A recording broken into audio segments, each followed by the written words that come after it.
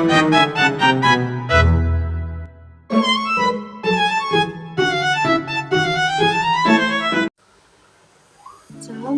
warahmatullahi wabarakatuh. Saya Zamzam Pratani dari kelas 96 akan membahas bab 7 mengenai isu-isu lingkungan. Adapun subbab pada bab kali ini adalah tentang kesehatan lingkungan di Indonesia, pemanasan global, krisis energi, dan ketersediaan pangan. Kita langsung masuk pada poin pertama, yaitu kesehatan lingkungan di Indonesia.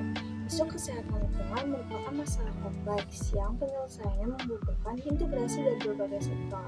Kita akan membahas 3 hal, yaitu penyebaran penyakit, ketersediaan air bersih, dan pembuangan sampah.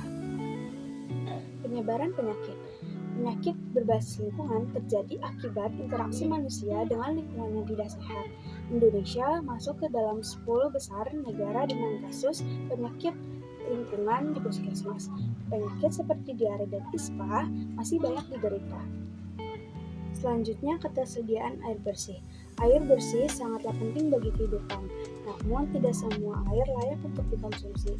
Menurut Permenkes nomor 492 tahun 2010, air yang layak untuk dikonsumsi adalah air yang memenuhi syarat secara fisik, biologi, kimia, dan radioaktif sebagai berikut.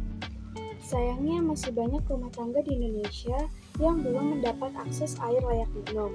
Seperti grafik yang ditampilkan, provinsi dengan akses tertinggi yaitu Kalimantan Utara dengan persentase 93,77% dan yang terendah ada Kalimantan Barat dengan persentase 37,37%.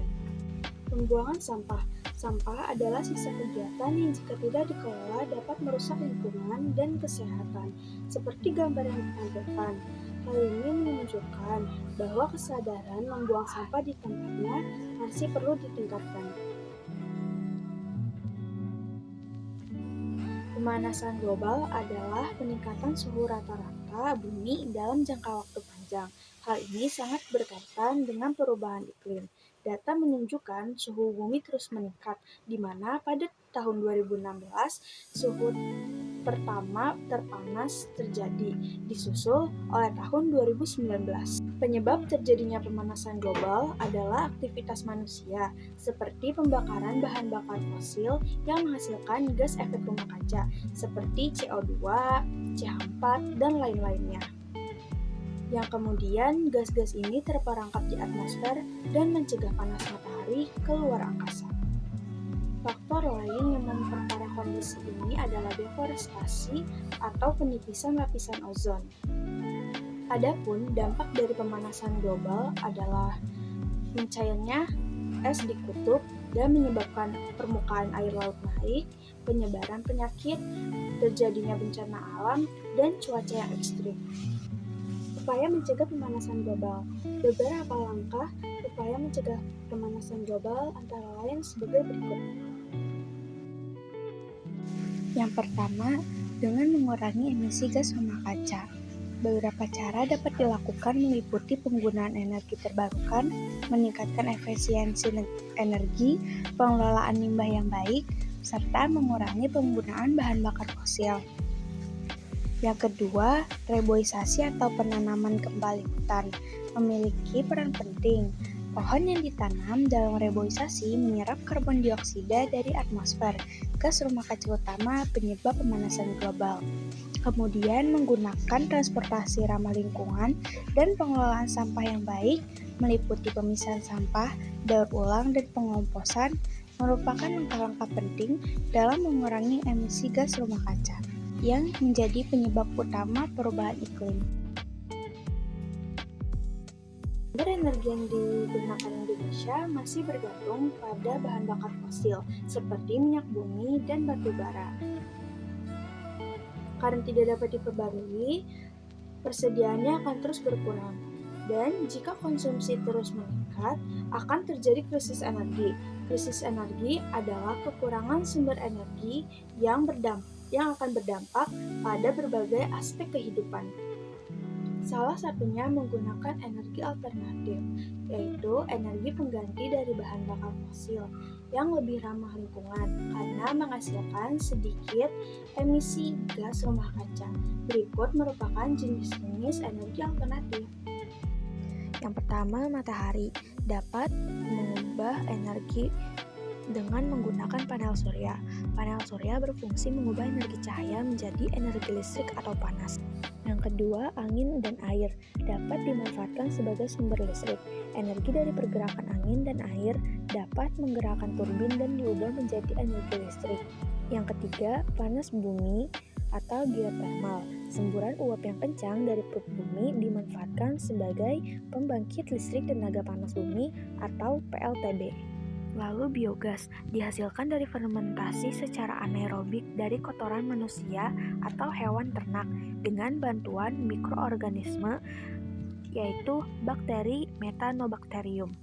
Bioetanol berbahan dasar biomasa yang banyak mengandung gula, pati, atau selulosa. Pembuatan bioetanol memanfaatkan proses fermentasi yang dilakukan oleh ragi seperti pada gambar tersebut. Yang terakhir, energi nuklir. Energi nuklir yang diprediksi sebagai energi masa depan meski masih kontroversial di Indonesia karena risiko kebocoran radioaktif. Hasil Global Index Hunger 2020 menunjukkan bahwa nilai indeks kelaparan di Indonesia 9,1. Nilai ini menunjukkan bahwa Indonesia menempatkan posisi aman, namun diambang serius. Ketahanan pangan berkaitan dengan ketersediaan pangan dan akses individu terhadapnya. Menurut FAO, produksi pangan telah mencukupi semua kebutuhan manusia, namun kelaparan tetap terjadi di belahan dunia manapun.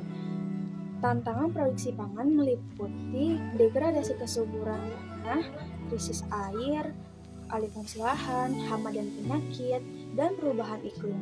Tanah menopang 95% produksi pangan, namun kesalahan dalam pengelolaannya termasuk penggunaan pupuk kimia dan pestisida secara berlebihan yang akan menurunkan kesuburan tanah.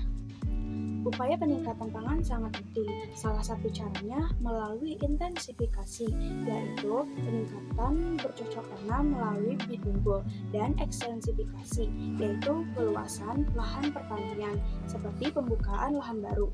Selain itu, kita juga bisa memanfaatkan lahan di sekitar rumah untuk menanam tumbuhan yang dibutuhkan dalam skala rumah tangga. Sekian yang bisa saya sampaikan. Kurang lebihnya mohon maaf. Wassalamualaikum warahmatullahi wabarakatuh.